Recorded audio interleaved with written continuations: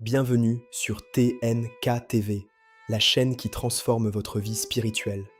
Rejoignez-nous dans la prière fervente. Plongez dans la profondeur de la prédication et de l'enseignement biblique. Entrez dans une nouvelle dimension prophétique. Vivons ensemble des moments d'adoration intense. TNK TV, la chaîne où la gloire de Dieu réside véritablement. Aimez, commentez et partagez pour propager la bonne nouvelle. Abonnez-vous et activez la cloche pour ne rien manquer. Que la grâce et la paix de Dieu soient avec vous. Que Dieu vous bénisse abondamment.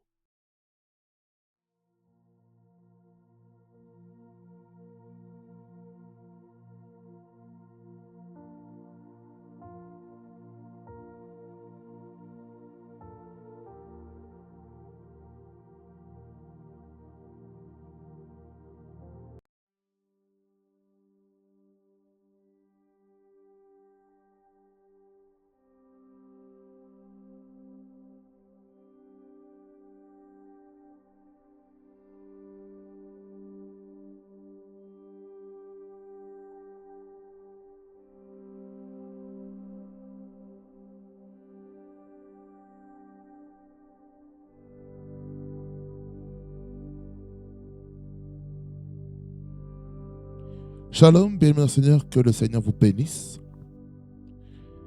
abondamment et que le Seigneur vous fasse beaucoup de bien. C'est moi votre serviteur depuis la Belgique. Si c'est votre première fois, j'ai envie de vous abonner, d'activer la cloche de notification afin d'avoir de nos nouvelles. Amen. Pour ce faire, nous allons remettre ce temps entre les mains de Dieu, n'est-ce pas? Vous êtes d'accord avec moi?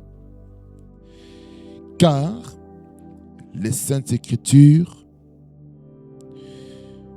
nous fait comprendre que l'homme, quand on parle de l'homme, on veut dire mâle et femelle, ne vivra pas de pain seulement, mais il vivra grâce à la parole qui sort de la bouche de Dieu. Et pour ce faire, nous avons besoin de sa grâce, de sa main puissante dans notre vie. Amen. Nous prions. Yes.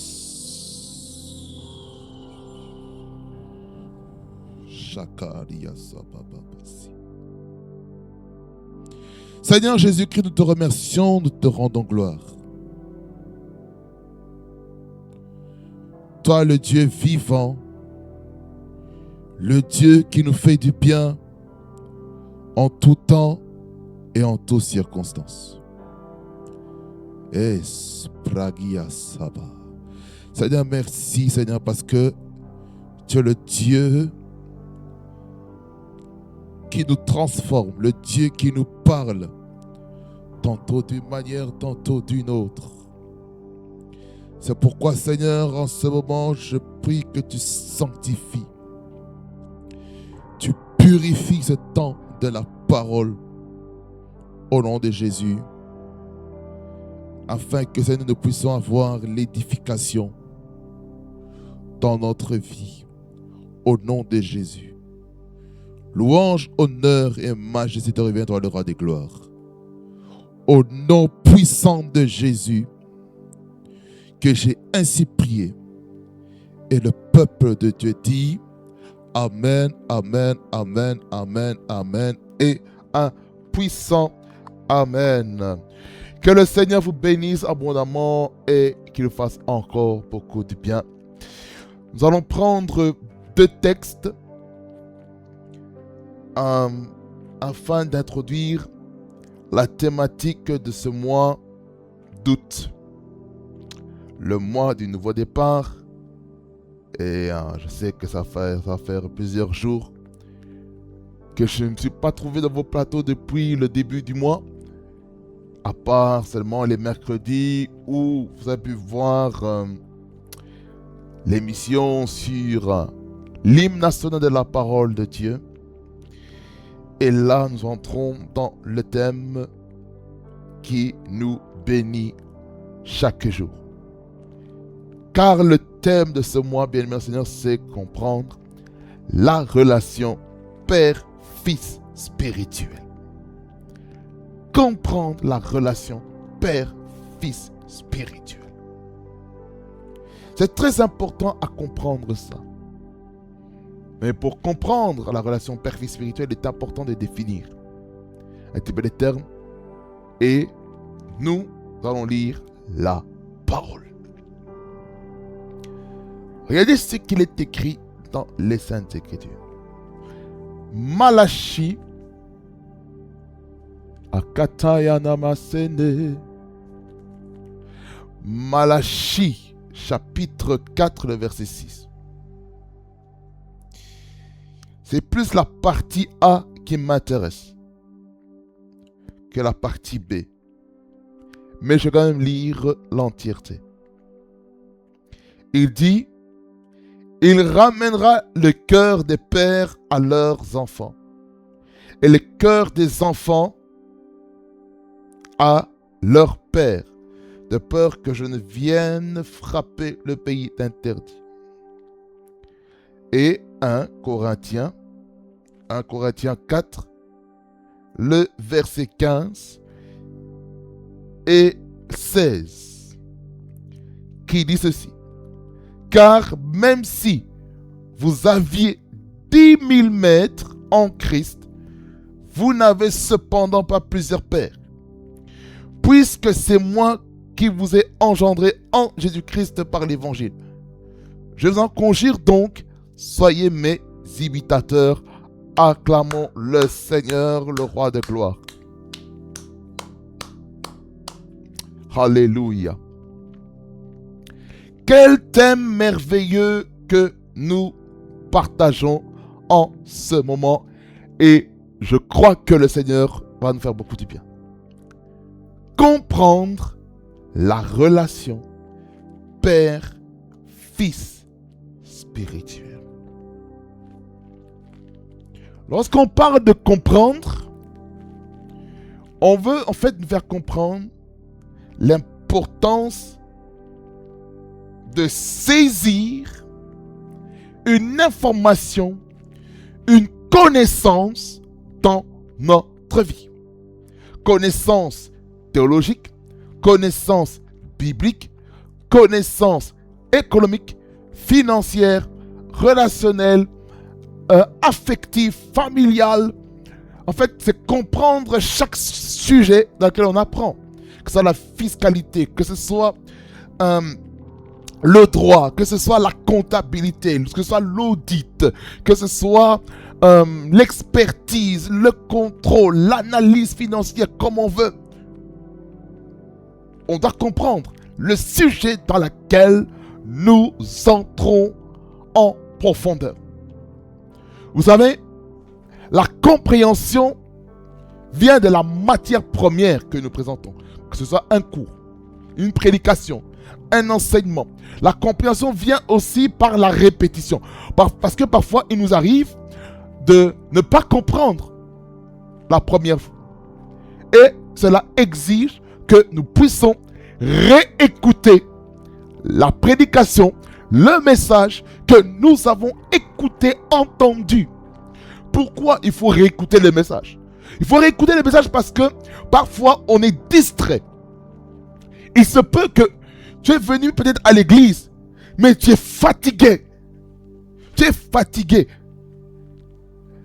Pendant le message, tu perds un peu le fil du message parce que le poids de la fatigue, peut-être tu as très peu dormi la nuit, tu es venu à l'église et tu n'arrives pas à comprendre à 100% le message que le Seigneur essaye de vous adresser, de nous adresser. Voyez? C'est pourquoi lorsque nous sommes à l'église, nous devons être concentrés pour avoir une meilleure compréhension.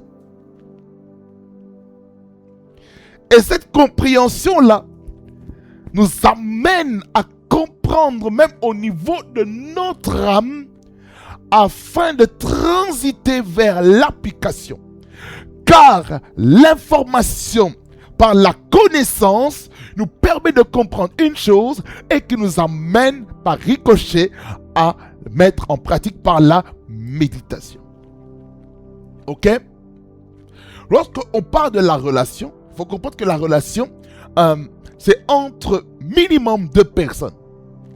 Que ce soit relation d'affaires, relation maritale, relation ecclésiastique, relation spirituelle, relation d'affaires, relation familiale, relation avec les voisins, relation avec l'État, relation avec les associations, les entreprises.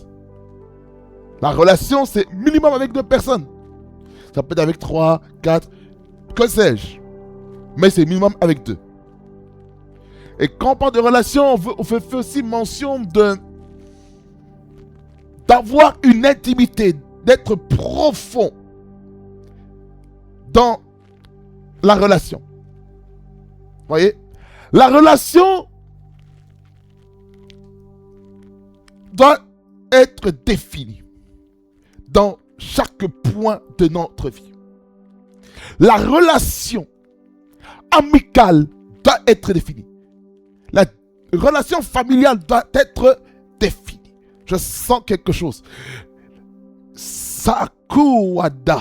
La relation dans la famille doit être aussi déterminée. Dieu veut bien sûr qu'on puisse bien s'entendre dans la famille. Mais il arrive aussi qu'il y ait des divisions. Il arrive qu'on a été blessé et la sagesse exige maintenant d'être prudent. Ça ne veut pas dire exclure la personne totalement, mais ça exige maintenant une sagesse à mettre en place pour ne plus tomber dans le piège de l'ennemi. Vous voyez? La relation. La relation aussi avec les finances. Comment est notre relation avec l'argent? On en est où? Quand on parle de relation, c'est vaste. Dans la relation, il y a aussi les termes de l'alliance. Il y a les droits et les devoirs qui doivent être mis en exergue. Il y a la responsabilité de A et la responsabilité de B.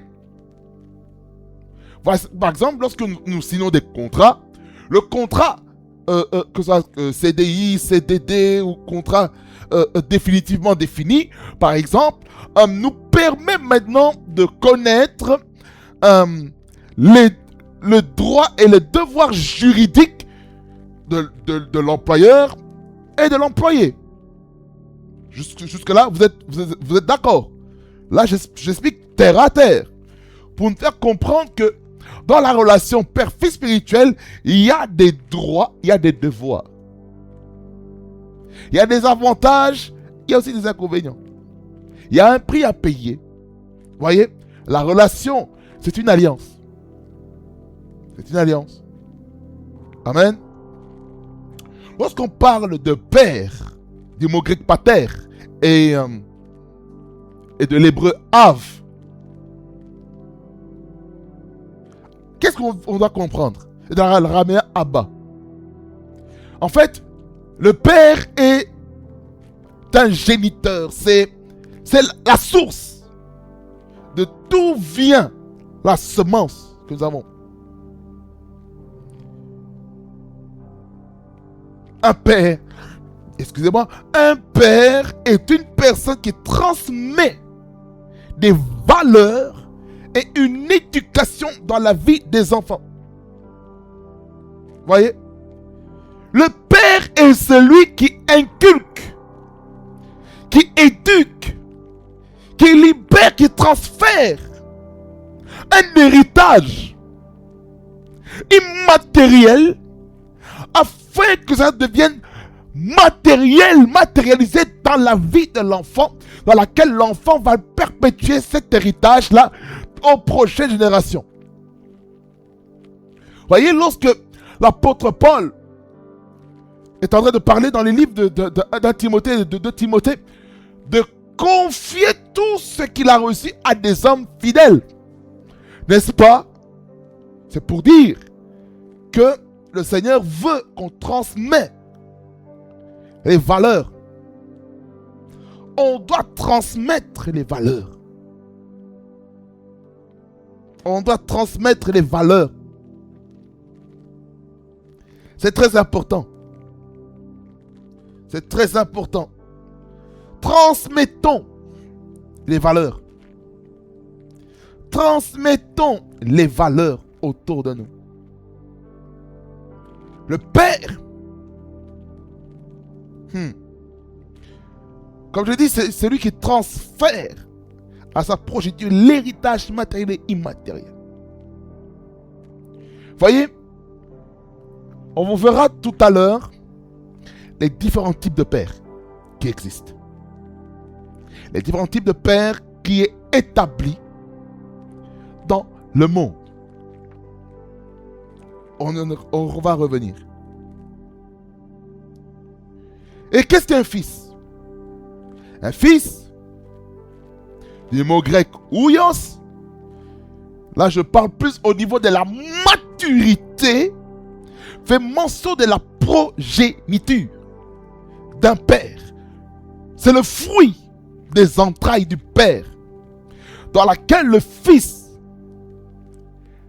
est né aussi au travers d'une mère, bien entendu, par le moyen de la procréation, de la relation sexuelle entre un père, entre un homme et une femme, et qui ont pu engendrer un enfant grâce à la semence du mot grec sperma. Sperma, la semence, qui fait mention aussi du sperme. Excusez-moi de dire comme ça. Sperma, la semence. C'est pour dire ceci, bien aimé Seigneur, je sens quelque chose, je vais insister. Il est important de comprendre ceci. Il est important de comprendre que le Fils est le fruit du travail que le Père a pu faire dans la vie du Fils. Qu'est-ce qu'un fils? Un fils, il est porteur de l'ADN et des informations génétiques de son père. Que ce soit biologique comme spirituel. Car la vie est dans le sang. Étant donné que la vie est dans le sang, il faut comprendre que notre sang nous révèle toute notre lignée.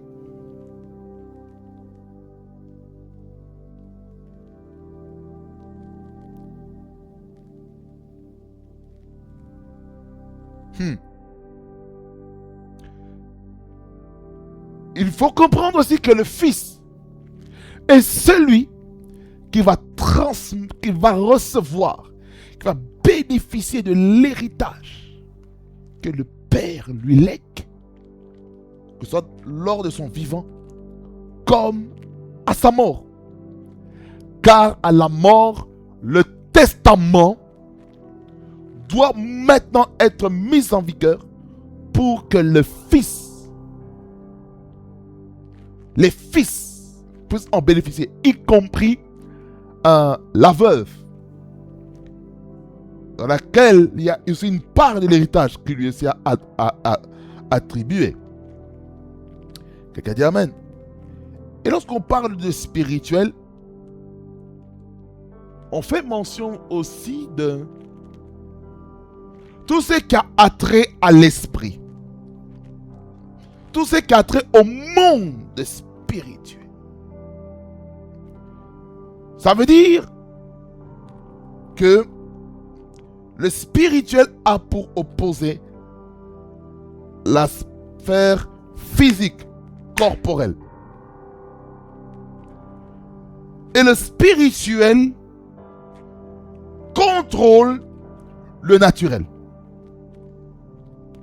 Le spirituel est l'institution. C'est la sphère dans laquelle notre esprit doit être régénéré par la nouvelle naissance, par la conversion et par l'acceptation de Jésus-Christ comme Seigneur et Sauveur dans notre vie. Maintenant, bien-aimés dans le Seigneur, voyons rapidement les types de pères et les types de fils. Rapidement. Le premier type de père, là j'établis juste les fondements. Le premier type de père, c'est le Père Céleste. Le Père Céleste, qui est le Père Céleste? C'est celui qui fait partie de la Trinité. Celui qui fait partie de la Trinité. Le Père, le Fils et le Saint-Esprit. Le Père Céleste, c'est celui avec qui nous avons une relation personnelle dans le secret, dans la prière. Le Père Céleste, c'est celui qui veut avoir une relation avec sa créature. Car le Père Céleste est le Créateur. Et nous sommes la créature. Étant créature, créée à l'image du Père Céleste, du Fils et du Saint-Esprit, nous devons avoir une relation avec le Père Céleste. Matthieu 6, versets 5 à 9, il nous dit ceci. Lorsque vous priez, ne soyez pas comme les hypocrites, qui aiment à prier debout dans les synagogues et au coin des rues, pour être vus des hommes. Je vous le dis en vérité, ils ont leur récompense. Mais quand tu pries, entre dans ta chambre, ferme ta porte et prie ton Dieu qui est là dans le lieu secret. Et ton Père qui voit dans le secret te le rendra. En priant, ne multipliez pas des vaines paroles comme des païens qui s'imaginent qu'à force de paroles, ils seront exaucés. Ne leur ressemblez pas, car votre Père sait de quoi vous avez besoin, afin que vous le lui demandiez. Voici donc comment vous devez prier. Et puis après, c'est la prière de notre Père qui est aux cieux, que ton nom soit sanctifié, et puis le reste. Je vais même lire jusqu'au verset 13. Il dit, lisons verset 9 à 13, la prière de notre Père. Il dit, voici comment vous devez prier. Notre Père qui est aux cieux, que ton nom soit sanctifié, que ton règne vienne, que ta volonté soit faite sur la terre comme au ciel. Donne-nous aujourd'hui notre pain quotidien ou notre pain de ce jour. Pardonne-nous nos offenses comme nous aussi nous pardonnons à ceux qui nous ont offensés. Ne nous induis pas en tentation, mais délivre-nous du malin. Car c'est à toi qu'appartiennent dans tous les siècles le règne et la puissance et la gloire. Amen. Voyez? Voyez? Ça, c'est la prière. Donc, la prière nous permet d'avoir une relation profonde avec le Père Céleste. Voyez? Et puis ici, dans ce verset que nous avons lu, ici, c'est plus par rapport à la prière. Mais ce n'est pas notre sujet. Mais ce que j'aimerais vous dire, c'est que du verset 5 au verset 8, on nous parle un petit peu de comment il faut prier. Quelles sont les instructions? Quelle est la marche à suivre dans la prière? Mais ceci n'est pas notre sujet. On en parlera une autre fois. Le deuxième type de père, c'est le père biologique. Le père biologique, c'est celui qui nous engendre biologiquement par la relation sexuelle, comme je vous ai parlé tout à l'heure. Et le père biologique nous révèle un petit peu toute l'historique de notre famille biologique. Il révèle le côté paternel du père et le côté maternel du père. Et ça couple aussi avec la mère. La mère qui représente le côté paternel et le côté maternel. Ce qui fait 4 familles à représenter sur la terre. Le père biologique qui révèle là où est-ce qu'on vient. Et le père biologique a besoin que les enfants puissent les honorer. Selon Exode chapitre 20, verset 12. Exode 20, verset 12, qui nous dit ceci: honore ton père et ta mère, afin que tes jours se prolongent dans le pays que l'Éternel ton Dieu te donne. Le mot honorer, en fait, doit nous amener à provoquer les parents, le père et la mère, à prononcer des paroles de bénédiction sur nous. Voyez, le but, le rôle aussi d'un père biologique, c'est prononcer des paroles de bénédiction sur son enfant. Est-ce que je dis que notre Père Céleste ne le fait pas? Notre Père Céleste, il le fait. Il veut nous bénir. Il nous bénit. Il nous bénit. Car Dieu, écoutez-moi bien, Dieu nous a déjà bénis de toutes les bénédictions spirituelles de Dieu Céleste. Selon Éphésiens chapitre 1er, Éphésiens chapitre 1er, le verset 3, qui dit: béni soit le Dieu et Père de notre Seigneur Jésus-Christ, qui nous a bénis de toute bénédiction spirituelle dans les lieux célestes en Christ. Ça veut dire par là quoi? Que la bénédiction du Père Céleste, ça je reviens encore au premier, que la bénédiction du Père Céleste se fait au nom de Jésus-Christ, notre Sauveur, notre Libérateur. Vous voyez? Je parle de la bénédiction. Le Père biologique libère la bénédiction afin de vivre longtemps. C'est pour ça que lorsqu'on lit Éphésiens chapitre 6, Éphésiens chapitre 6, les versets 2 et 3, il dit: honore ton père et ta mère, c'est le premier commandement avec une promesse, afin que tu sois heureux et que tu vives longtemps sur la terre. Vous voyez? C'est ce que Dieu veut pour notre vie. Et dans Colossiens 3, le verset 20, il dit: enfants, obéissez en toutes choses à vos parents, car cela est agréable au Seigneur. Vous voyez? Donc, c'est un peu similaire. Il y a quelque chose à faire. Ça, c'est le père biologique. Troisième type de père, et là, il y a 2 catégories. Il y a le beau-père. Le beau-père, c'est celui qui prend la place du père biologique. Soit parce qu'il y a eu un divorce, ou soit parce que le papa biologique est parti rejoindre le Seigneur. Ça, c'est la dimension familiale, biologique. Ensuite, il y a le beau-père, maintenant dans la dimension maritale. Je m'explique. Par exemple, un enfant, on va dire un homme ou un jeune homme, qui désire se marier avec une jeune femme, qui craint le Seigneur, qui ont les mêmes aspirations, qui se comprennent, qui a une compatibilité spirituelle, éducationnelle, donc financière, tous ces points. Il se marie. Maintenant, le père de la jeune fille, pour le jeune homme, c'est son beau-père.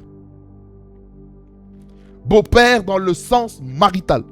Il y a beau-père dans le sens familial direct. Le beau-père. Et le beau-père est là pour assurer aussi les mêmes prérogatives que le père biologique. Et même.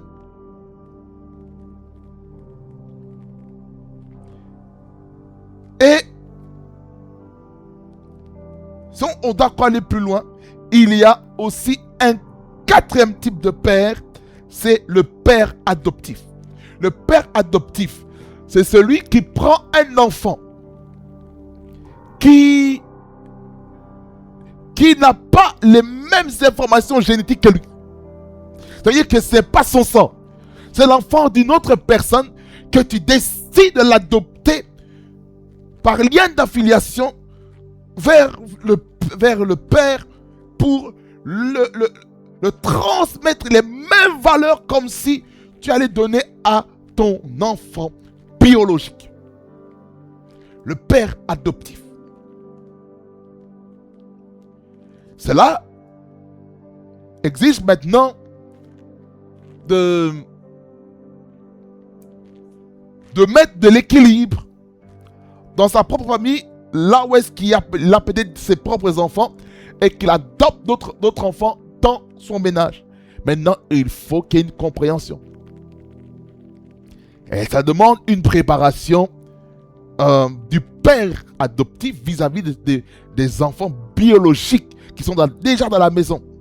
C'est ça qu'il faut une conversation. Je ferme la parenthèse. Ensuite, l'autre type de père, c'est le parent. Le parent, c'est un père dans un domaine spécifique. Parent de baptême, parent de confirmation, parent de mariage, parent au milieu professionnel, parent aussi dans la vie d'un enfant, dans son cheminement. Le parent, ça peut être un oncle, ça peut être... quand je parle de parent, je parle aussi de marraine, par ricochet. Que ce soit le neveu, la nièce et tout. Vous voyez, le parent a un rôle. Il est celui qui seconde l'éducation des parents biologiques. Le parent. Ça, c'est dans le cadre familial. Dans le cadre spirituel, le parent est là pour suivre la croissance spirituelle du filleul. Vous voyez? Très important. Autre type de père que nous avons, c'est le père dans la foi. Le père dans la foi, c'est le père qui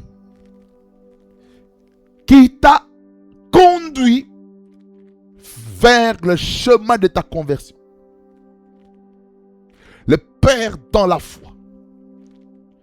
En fait, c'est celui qui t'a présenté Jésus, dans laquelle tu as donné ta vie à Jésus-Christ comme Seigneur et Sauveur. C'est ton père par la foi.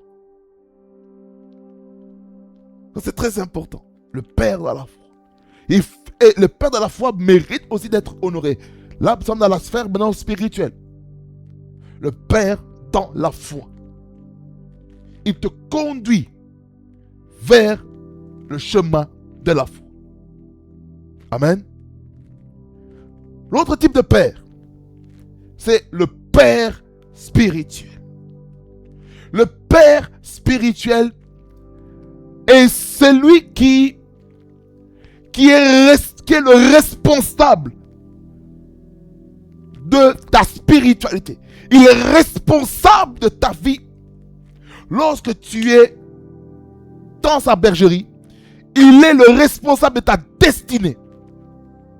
Il est celui qui est là pour t'éduquer, t'inculquer des valeurs, te discipliner, te corriger, t'encourager, te valoriser au sein de l'œuvre de Dieu.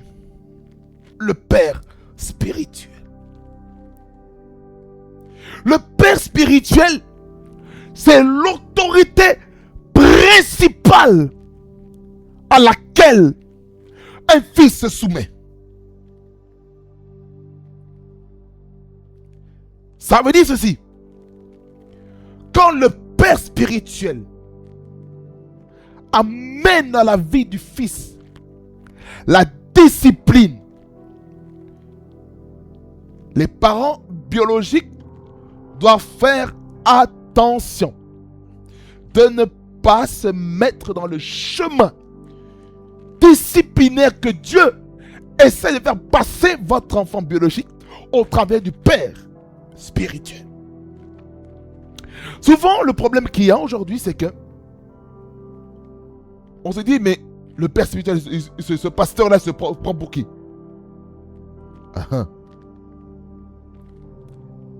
Il est important dans l'église d'avoir la discipline. Dans l'église catholique, vous avez vu aussi, vous voyez la discipline, la rigueur. On ne devient pas prêtre n'importe comment. Il y a un protocole. On ne devient pas acolyte n'importe comment. Il y a un protocole.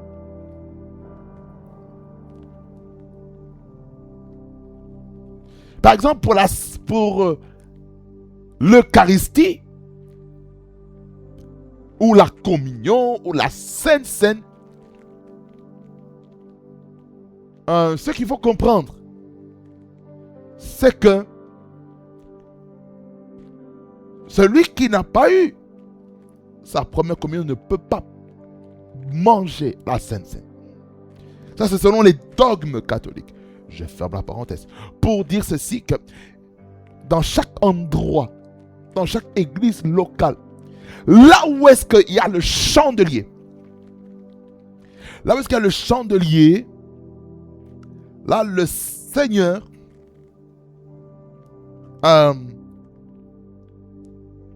met sa main dessus.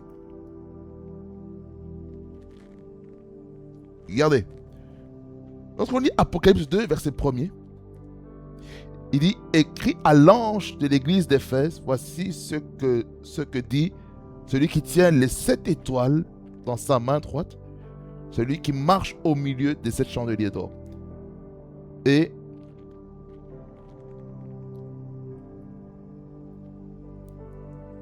le verset 5. Souviens-toi donc d'où tu es tombé, repens-toi et pratique tes premières œuvres, sinon je viendrai à toi et j'ôterai ton chandelier de sa place, à moins que tu ne te répandes. Voyez le chandelier. C'est la présence du Saint-Esprit. Je veux dire par là quoi? Nous devons être dans les églises. Là où est-ce qu'il y a le chandelier? Là où est-ce qu'il y a le chandelier? La discipline peut être accordée. Amen. La discipline. Aimons la discipline. La discipline, c'est bien. Attention, je n'ai pas dit une relation toxique. Hein? Je n'ai pas dit ça. Ça, nous devons éviter. Les relations toxiques dans l'église.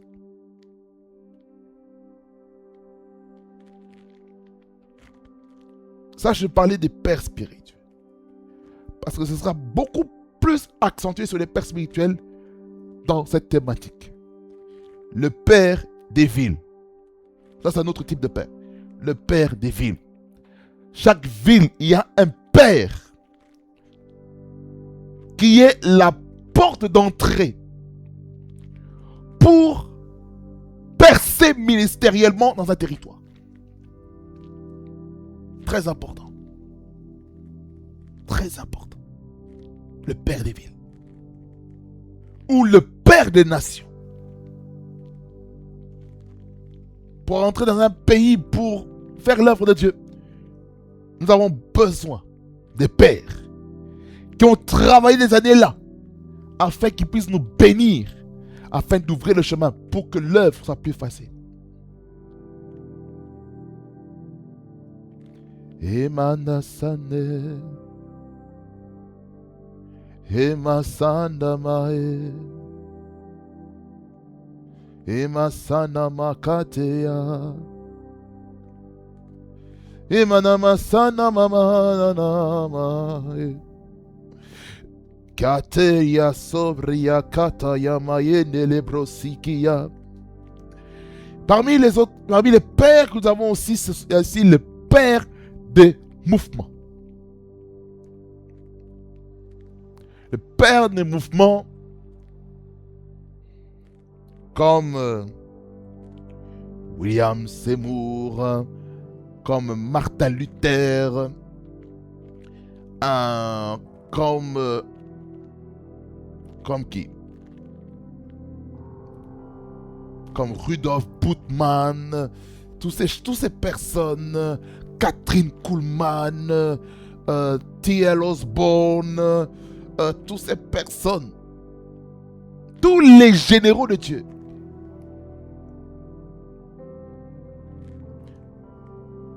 Le feu Pasteur Kenneth Iagen, toutes ces personnes,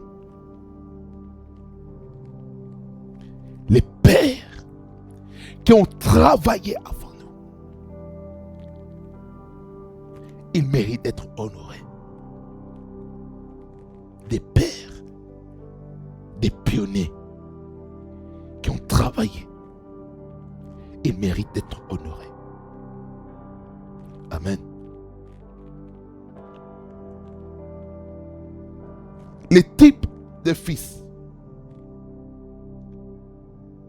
Là, je vais accentuer seulement sur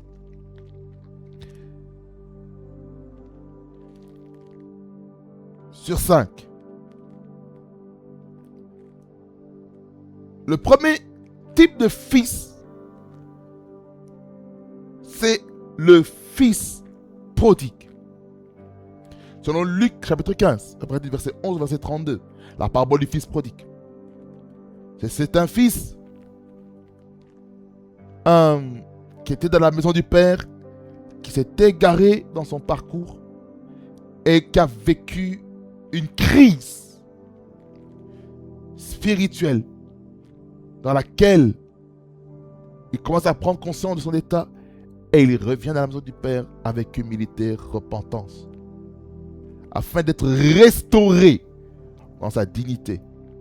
L'alliance, le vêtement, c'est la dignité. Les chaussures, c'est la marche, nouveau départ.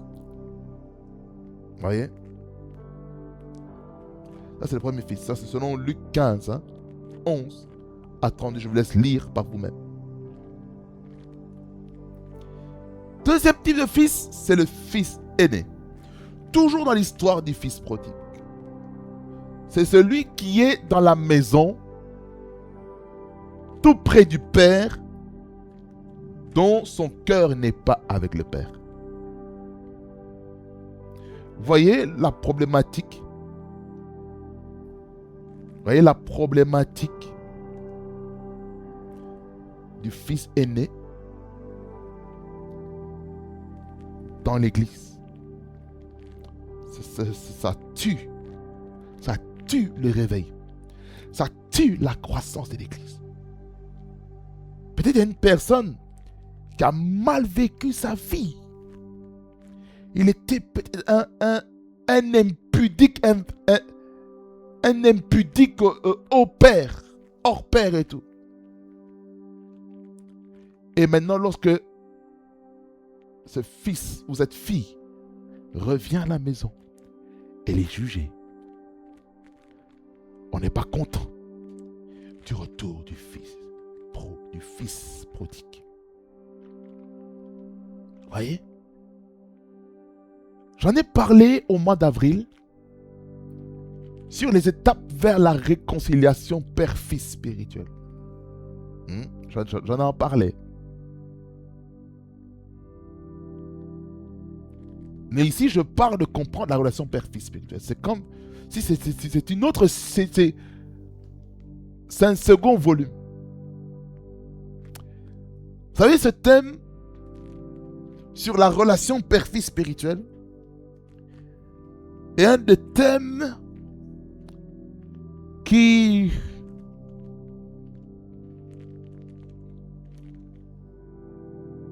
m'intéresse beaucoup. Pas forcément de manière doctrinale, dogmatique. C'est sur base aussi du vécu personnel que ce sujet, la relation père-fils spirituelle, me tient tellement à cœur. Tellement. On a besoin d'avoir des bonnes relations avec les autorités spirituelles. On en a besoin. On en a besoin. Les fils aînés sont des personnes qui font aussi obstacle au progrès de l'Église. Le fils aîné, dans la parabole du fils prodigue. Et le fils aîné, c'est un religieux. C'est quelqu'un qui est animé par l'esprit de la religion, par les habitudes religieuses de l'église. Oh non, la liturgie de notre église, c'est comme ça. Ah bon, c'est bien. On peut venir à l'église et ne pas être en Christ.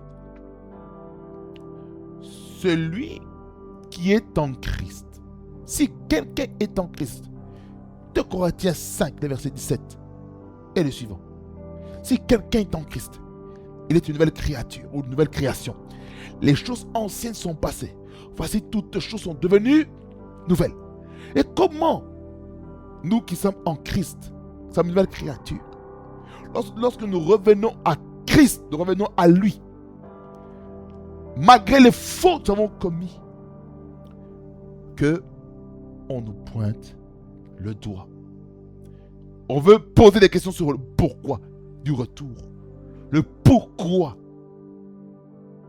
Qu'est-ce qui t'a poussé à quitter? J'aimerais dire ceci à quelqu'un, je parle maintenant prophétiquement. Ce n'est pas de vos affaires de vous mêler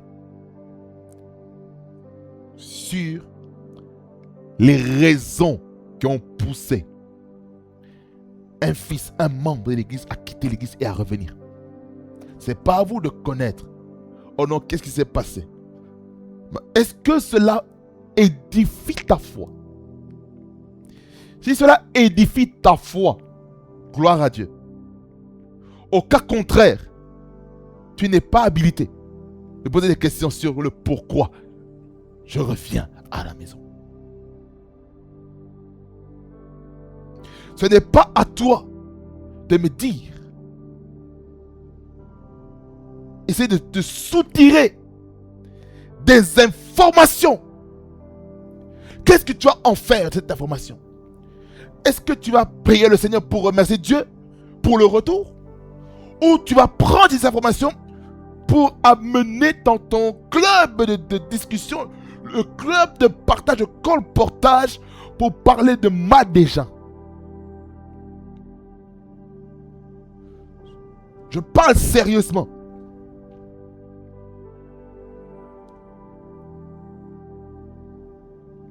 Quelque chose doit se passer dans son cœur.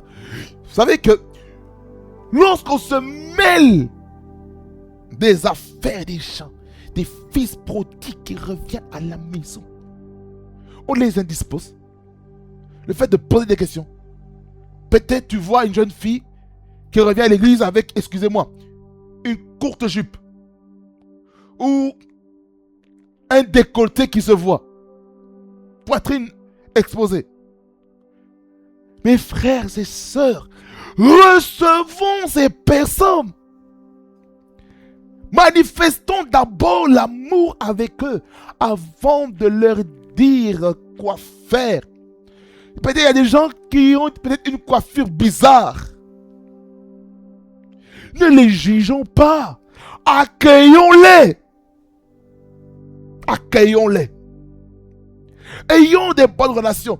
Vous savez ce qui casse la relation père-fils spirituelle,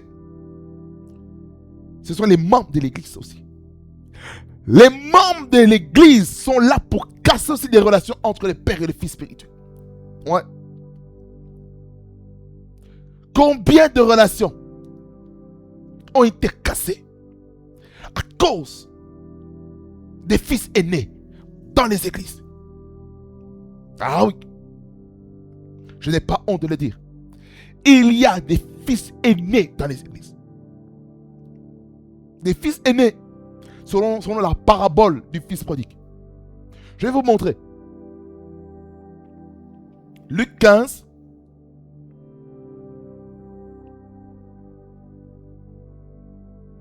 Verset 25. Jusqu'au verset 30. Nous lisons la parole, nous lisons. Or, le fils aîné était dans les champs, où sa lieu d'activité, entreprise, business. Lorsqu'il revint et approcha de la maison, il entendit la musique et les danses, la célébration. Il appela un des serviteurs et lui demanda ce que c'était. Ce serviteur lui dit, ton frère est de retour et ton père a tué le veau gras parce qu'il l'a retrouvé en bonne santé. Il se mit, regardez l'attitude du fils aîné ici. Verset 28 jusqu'au verset 30, c'est là le focus. Il se mit en colère et ne voulut pas entrer. Son père sortit et le pria d'entrer. Mais il répondit à son père, voici, il y a tant d'années que je te sers sans avoir jamais transgressé tes ordres. Et jamais tu ne m'as donné un chevreau pour que je me réjouisse avec mes amis. Et quand ton fils est arrivé, celui qui a mangé ton bien avec des prostituées, c'est pour lui que tu as tué le veau gras. Voyez la colère. Je vous dis, les fils aînés n'aiment pas que les fils prodigues reviennent à la maison. Je vous dis, les fils aînés n'aiment pas que les fils prodigues reviennent à la maison. Oh, l'esprit du thème du mois d'avril est ici. Pour dire ceci, que nous devons être des enfants de Dieu, hospitaliers. Regardez un petit peu ce que Gaius a fait. Gaius, du verset 5 à 8. Mais je vais lire à partir du verset 1er à 8 pour vous expliquer quelque chose. Regardez. L'ancien Gaius, le bien-aimé, que j'aime dans la vérité. Bien-aimé, il parle de qui? Gaius. Je souhaite que tu prospères à tous égards et sois en bonne santé comme prospère l'état de ton âme. J'ai été fort réjoui lorsque des frères sont arrivés et ont rendu témoignage de la vérité qui est en toi, de la manière dont tu marches dans la vérité. Je n'ai pas de plus grande joie que d'apprendre que mes enfants marchent dans la vérité. Mes enfants ici, c'est quoi? C'est mes enfants spirituels. Ça veut dire que Gaius est l'enfant spirituel de l'apôtre Jean. Verset 5. Bien-aimé, tu agis fidèlement dans ce que tu fais pour les frères et même pour les frères étrangers. Voyez l'hospitalité, lesquels ont rendu témoignage de ton amour en présence de l'Église. Tu feras bien de pourvoir à leur voyage d'une manière digne de Dieu. Car c'est pour le nom de Jésus-Christ qu'ils sont partis sans rien recevoir des païens. Nous devons donc accueillir de tels hommes afin d'être ouvriers avec eux pour la vérité. Voyez? L'hospitalité. L'hospitalité, c'est comme les serviteurs qui ont célébré avec le fils prodigue. Ils ont célébré avec lui. Mais il y a un portrait négatif par rapport à Diotrephe, du verset 9 au verset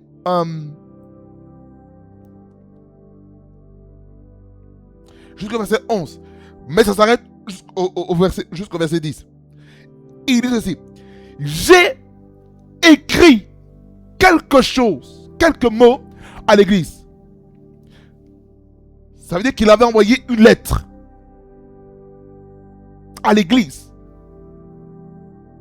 Mais Diotrephe, qui aime à être le premier parmi eux, C'est-à-dire que c'est l'orgueil. Ne nous reçoit point. Et il a manqué l'hospitalité. Il n'a pas considéré. Il n'a pas considéré la lettre, le courrier, l'email. Il n'a pas considéré, en langage actuel, le message WhatsApp de son autorité, de son pasteur, de son père spirituel. Il n'a pas voulu. Orgueilleux. Je dis non. Moi, j'ai pas besoin de mon père spirituel. Il n'a pas besoin de vider dans mon église. Shineke me aigwe.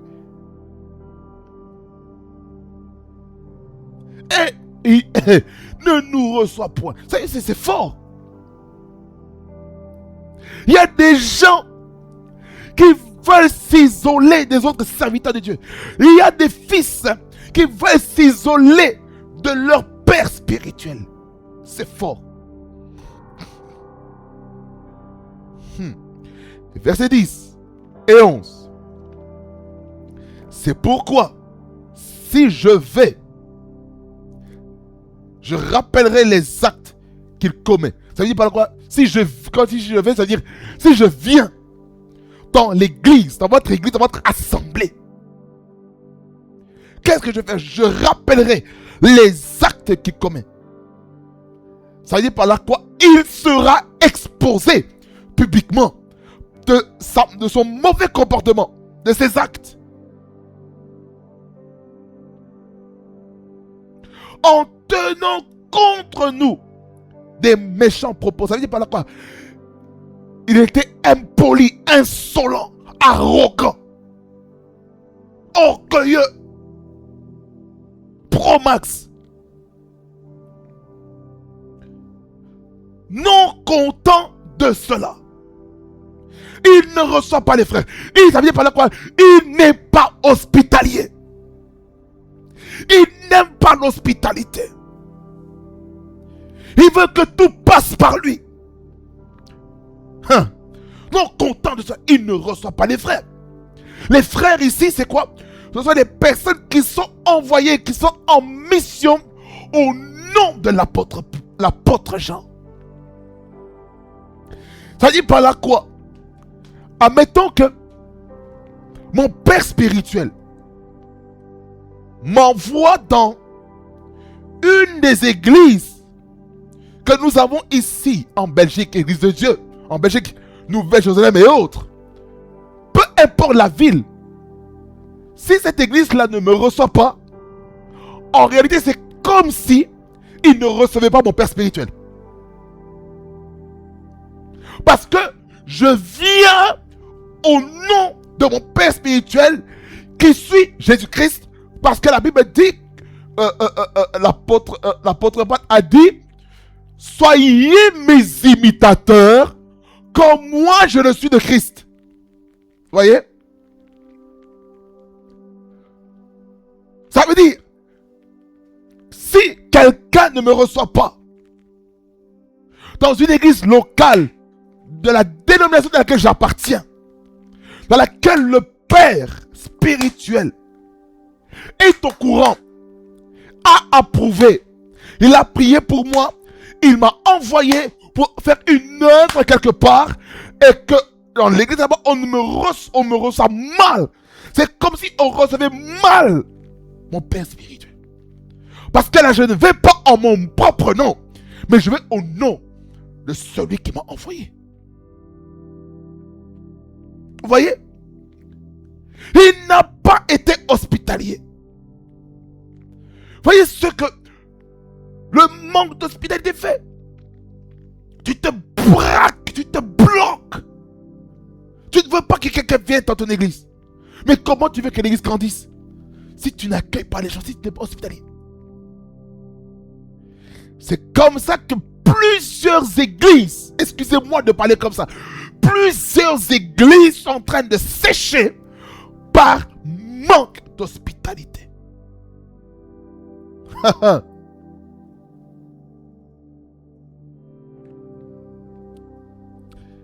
Non content de cela, il ne reçoit pas les frères. il a dit le pire dans cela, c'est quoi? Et ceux qui voudraient le faire. C'est-à-dire que Diotrephe a des membres dans l'église qui ont le cœur hospitalier. Ils veulent accueillir les frères qui sont envoyés au nom de l'apôtre Jean. Ils veulent le faire, ils sont hospitaliers. Mais ils sentent une pression qui vient de la hiérarchie, qui vient d'en haut. Diotrephe, il les empêche. Il dit, hé, toi, pourquoi tu l'accueilles ici dans cette église?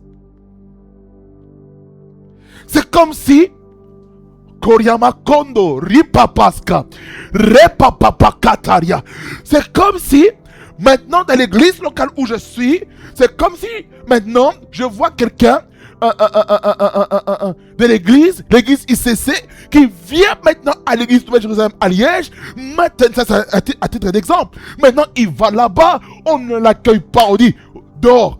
Hey, c'est comme si on a chassé le pasteur titulaire d'ICC de Liège ou n'importe quel type d'église, que ce soit la Compassion à Bruxelles ou RCN, Remnant Christian Network.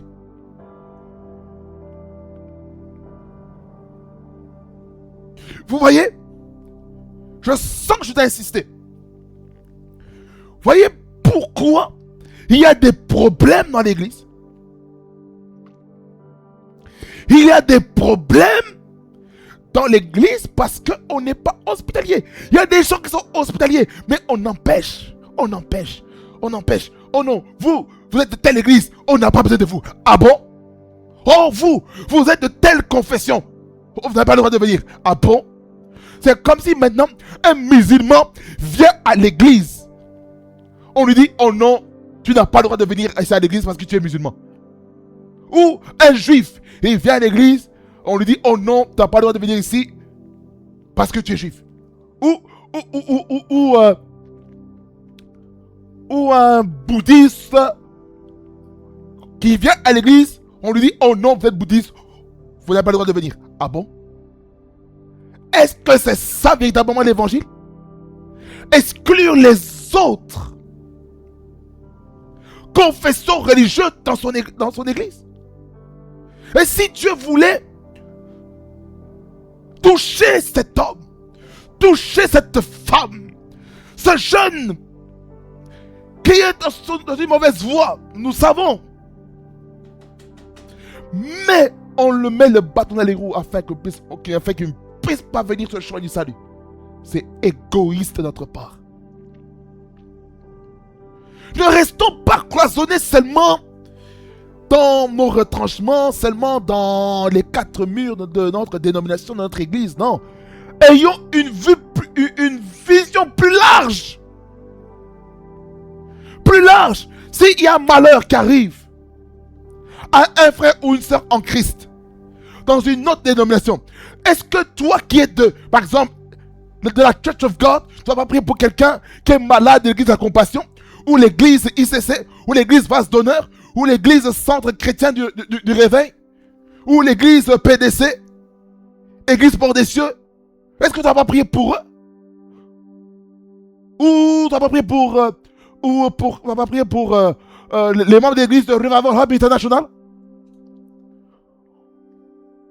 Ou Enlightenment Revival Assembly? Non. Ou House of Salem? Ou Believers Love World? Est-ce Cross Embassy? Tu vas pas prier pour eux? Ou Good News Embassy? Tu vas pas prier pour les églises qui sont en train de souffrir? Ayons une vision plus large. Une vision plus large. Je sens, je dois insister. Ayons une vision plus large. Une vision plus large. Ne restons pas dans les œillères de notre dénomination. C'est bien. On a un héritage qu'on doit suivre. À 100%. Bien entendu. Il y a d'autres aussi qui ont peut-être une grâce qu'on n'a pas. On ne doit pas se braquer seulement sur nous. Oh non, moi c'est ceci, je reste seulement dans ça. Ok. Est-ce que tu sais reconnaître les autres grâces qu'il y a autour de toi? Je ne pense pas. Pourquoi? Parce que tu es bloqué dans ton église, dans ton assemblée locale, et tu n'es pas capable de voir les grâces que Dieu envoie. Tu n'as pas un discernement de voir les personnes avec qui nous devons être hospitaliers. Parfois, on empêche le vent du réveil dans sa propre église parce qu'on ne veut pas que tel serviteur de Dieu vienne dans notre église parce qu'il est un élément gênant. Ne nous braquons pas, je sens l'onction pour dire ceci à quelqu'un. Ne nous braquons plus. Il ne reçoit pas les frères, je reviens au texte, il ne reçoit pas les frères et ceux qui voudraient le faire. Il les en empêche et les chasse de l'église. Et ça veut dire qu'il y a des gens qui sont même prêts à excommunier des gens de l'église parce qu'il a manifesté l'hospitalité.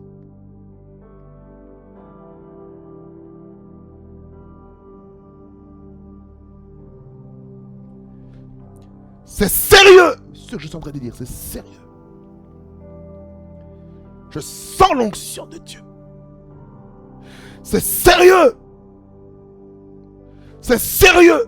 Et c'est sérieux.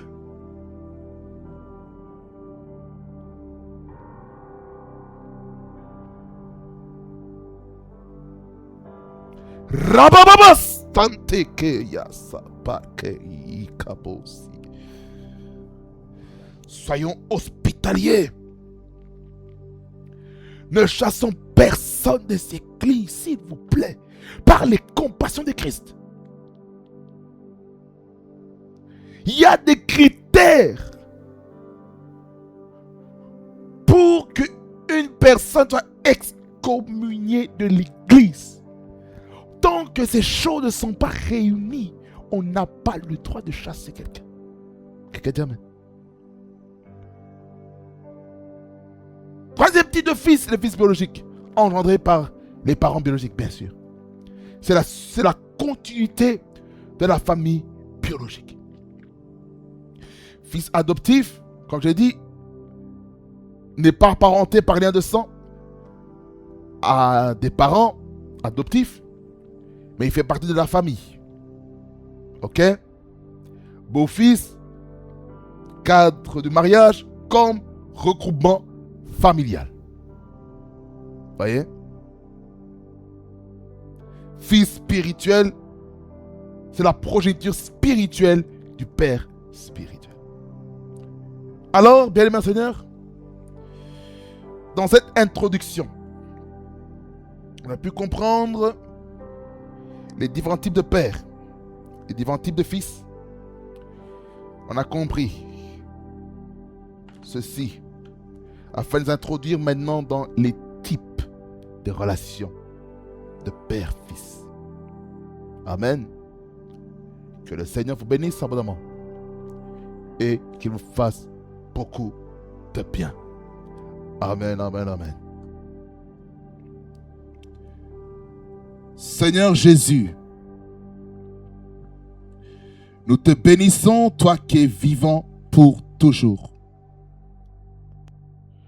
Comment ne pas te louer, comment ne pas te bénir pour ce message. Ce message qui vient bousculer, qui vient chambouler la vie d'une personne. Seigneur, je prie du fond de mon cœur afin que tu fasses de l'Église un centre hospitalier de tout type de personnes au nom de Jésus-Christ. Car c'est sur ce point-là que tu as insisté au travers de ce message, sur l'hospitalité. Seigneur, nous refusons l'orgueil dans l'Église. Au nom de Jésus, nous refusons cela. Au nom puissant de Jésus. Aide-nous, Seigneur, à être des ambassadeurs de Christ, qui accueillons les hommes et les femmes partout, là où est-ce que nous allons. Au nom puissant de Jésus. Sois loué, Seigneur, sois béni. Toi, le roi de gloire. Au nom de Jésus. Que j'ai ainsi prié. Et le peuple de Dieu dit Amen, Amen, Amen. Que le Seigneur vous bénisse abondamment, fasse beaucoup de bien. Et on se voit au prochain numéro pour parler maintenant des types de relations père-fils spirituelles. Amen. Ça, c'était juste l'introduction. Soyez bénis au nom de Jésus. Que la grâce de Jésus-Christ, l'amour de Dieu le Père et la communion de l'Esprit vous accompagnent tous. Allez tous à la paix du Seigneur et que le Seigneur fasse de vous des hommes et des femmes hospitaliers dans l'église, là où est-ce que vous êtes, au nom puissant de Jésus-Christ, et qu'au milieu de vous, qu'il n'y ait pas de personnes qui empêchent les âmes d'entrer afin de connaître Jésus-Christ comme Seigneur et Sauveur. Au nom de Jésus-Christ, que j'ai ainsi prié. Et le peuple de Dieu dit Amen, Amen, Amen. Que ça vous bénisse abondamment, fasse beaucoup de bien. Nous restons ensemble sur cette chaîne, car la grâce de Dieu est disponible. TNK TV, la chaîne où la gloire de Dieu réside. Soyez bénis au nom puissant de Jésus-Christ, notre Seigneur. Et moi, je vous dis à la prochaine.